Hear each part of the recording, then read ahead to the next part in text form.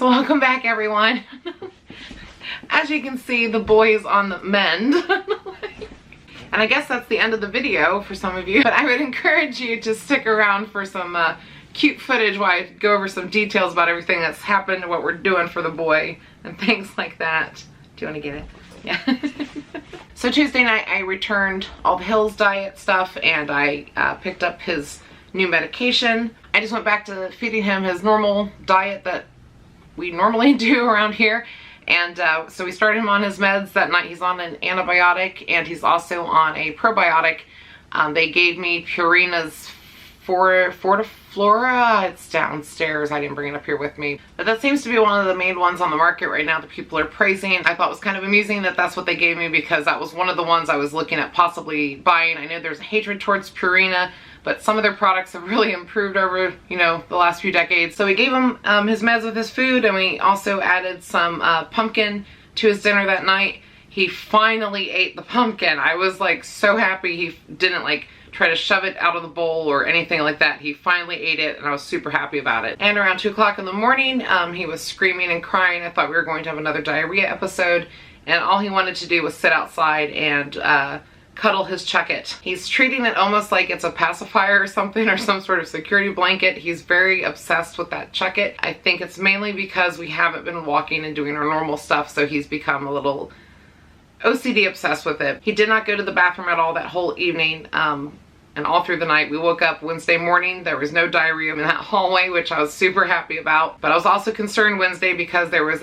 no bowel movements whatsoever. He actually went from, you know, diarrhea to there's nothing happening, and I literally was waiting all day until finally around like 4:30 he finally had a bowel movement.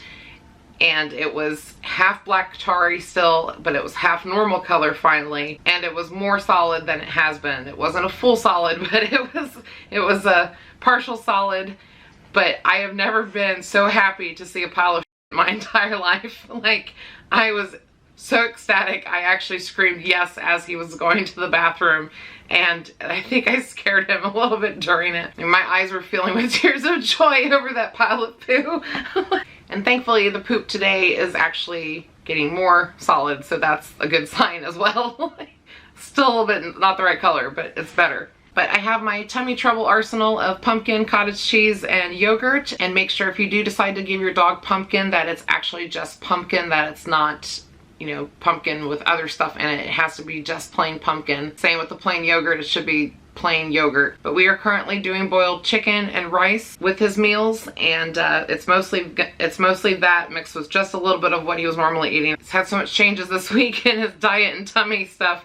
I want to keep a little bit of his original diet in there while I'm giving him the boiled chicken and rice, but he's getting mainly boiled and chicken rice for a few days, and then we'll go back to just our normal diet as I start changing things to incorporate more home cooked stuff. I've had 2 people ask me why I didn't do chicken and rice and pumpkin beforehand, so I'm just going to answer this again.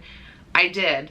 Both incidents, I offered this boy boiled chicken and rice. I offered him pumpkin. I offered him yogurt. Nothing was, he didn't want it. He refused to eat anything. And even when he was on his Hills stuff, I did offer his normal diet with his meal. Like, I did half Hills, half his normal meal, and he wouldn't touch anything except the Hills. Sometimes dogs, when they're really sick, they will not eat human food. I know that sounds crazy, but it does happen, and apparently he is one of them where it's just he won't eat anything that would make him better. But he's eating it now, so I'm offering it as much as possible. Because like for the pumpkin, for example, you don't want to give too much pumpkin, because pumpkin's like high in fiber, and they can get too much fiber in their diet. Just like anything, too much of something is never a good thing. Like I said, we're sticking with the boiled chicken and rice, and obviously everybody else is sharing in the fun with all this food. But yesterday he was definitely more energetic and playful, and he got to play in the rain for a little bit. It wasn't his full-on crazy jumping rain stuff, but he still got to play in the rain for a little bit. I've been checking his hydration. I've been doing the gum test, basically where you take your finger, press on their gums, and check the color that way. The vet did the same thing. It's something I've known to do for years, but never had to do it for a long time until now. But his hydration is good. He's drinking more on his own out of the water bowl. I still have been adding a little bit of water to his food just to make sure he's getting adequate hydration. We finally today were able to go on our first walk in a whole week. He was beyond super excited to go see his friends at the drive-thru and be out in the world again. He was very happy to be on his walk, but we didn't do our full walks. We did a short walk, which for us, a short walk is like 20-25 minutes. Because usually I take them for an hour, sometimes an hour and a half, depending on the day. But he was very excited to finally get out of the house. I think we were all very excited to get out of the house. I know I was needing the walk probably just as much as him. I've definitely gotten out of the habit of a lot of things when it comes to food for my dogs. Like my original crew, I would cook for weekly. They would also still have some store-bought items too, because like the batches just go so quickly with 3 medium-sized dogs, and I have 4 now. I mean, heck, when I had 5 total, I was still home cooking when we added Gypsy and Clea to the mix, and I had 5 total at that time, but I had more time to cook for them. So I'm going to be slowly getting back into the habit of things, because cooking for 2 humans and 4 dogs is a lot to cook for.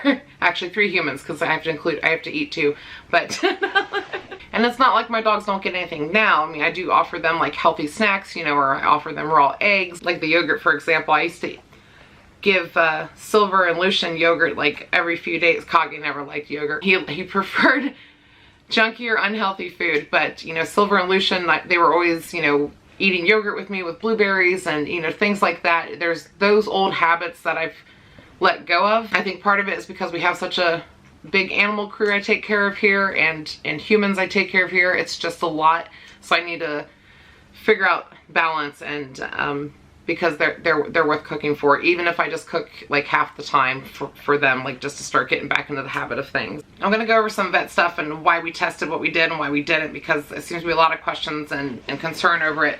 So this hasn't only happened to him once this month, this has happened twice. I am already at $700 for both incidents. I cannot test anymore right now. I don't have the cash. I'm not asking for the cash. I am just saying we are at a, like, we're done right now. I can't do any more testing. And also, he's not showing all signs for other diseases. First incident of this, we did 2 different x-rays to show 2 different angles to make sure we weren't missing anything on blockages. We did blood panel. This last time around we tested for pancreatitis because all his symptoms really leaned toward that disease. You know, and then we did the fecals to rule out, you know, worms and things like that, and we did the Giardia test, you know, to make sure he didn't have that, and I think they tested for one more. I'm not sure what else they tested. There was something else on the bill, but I can't remember what it was. So we're at a process of elimination for this. I talked to the vet yesterday. She does not think it's parvo. She does not think it's GI bleeding. And yes, there is a potential that this is kidney or liver failure. It's also a potential that this could be cancer, because a black tar stool can be signs of those things, but they can also be signs of parasites or bad bacteria in your dog's gut. Me and the veterinarian are pretty much on the same page that this was a bacteria type infection, and what bacteria it was, that could be God knows what. I mean, there's so much bacteria in the world, it's hard to pinpoint that. Would I test more if I had money? Sure, I would be doing the blood panel right now, but he is going to be going in a couple weeks for his adult rabies shot and his yearly checkup anyway. So we're just gonna let his medication run its course and monitor him and make sure he's doing well. As long as we're seeing improvement, that's what we want. But by the time he goes in for his vet visit, I will probably ask for another full blood panel just to make sure, because even if you do a blood panel like at the beginning of the month, things can change rapidly by the end of the month. I learned that through a couple of previous pets that we had. And to answer the question of why I didn't go in sooner to get the fecal done, there's a couple of reasons. One, they're closed on the weekend. 2, Monday morning when I wanted to take in the fecal, he decided to wake up not only my mother but my husband, not me, because God knows he has to let the mother sleep because he's a sweet boy, but he asked to go out, they let him out, and then he didn't have another bowel movement until literally right before the vet office was closing, so I couldn't get there in time to get it done. So that's why we had to wait till Tuesday. And then Tuesday morning, he was just having tons of samples for us, unfortunately. I mean, there's so many diseases that dogs can get that have very similar symptoms. It's very hard sometimes to pinpoint what's happening. I don't feel like we're in the clear yet, but I feel like we're getting there. But so far, everything that we've thought of or tested, it's pointing to bacteria. And that's the hard part when it comes to this type of situation, is you have to sometimes pick and choose which tests you need to get done due to money, because vet expenses are expensive. I think that pretty much sums up everything that's going on with us, and hopefully that answers everything question-wise about what we did, didn't do, food stuff things. And so right now we're just kind of in a waiting monitoring period with him, I guess. And if something changes, I'll definitely keep you guys posted on that. And there's going to be a pause in his training because I'm still not ready to take him to the dog park to test reactivity and things like that, because he still does not have full energy like he was. He's getting there, but I can still see he's ill and the poop is still not normal. And I still need to make sure all that is good before I, you know, take him out into the world more again, because he already did start looking a little bit tired today just on that short walk. So I just want to go at a slow pace with him and make sure he gets back to being like, you know, 100% crazy. But we definitely know he's feeling better, not just because he's eating full meals again and eating the healthier meals, but my husband screamed ow really loud today. So we're like, oh yeah, he's getting back to normal if he's biting dads. But that is it for today's video. Remember to click likes. Remember to click something because I can't talk ever when I do these. Remember to click like and subscribe. Like and something, because words are hard. Remember to click like and subscribe. Click the notification bell dingy thing so you know when I post next. Click all the buttons, and we will see you in the next one.